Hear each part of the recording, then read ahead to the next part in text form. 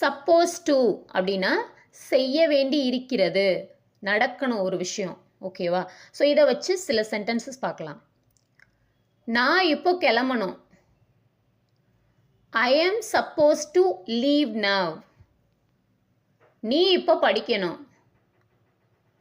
You are supposed to study. அவன் எனக்கு கால் பண்ணணும். He is supposed to call me. நாம நேரத்துக்கு போகணும். We are supposed to go on time. குழந்தைங்க பெரியவங்களை மதிக்கணும்.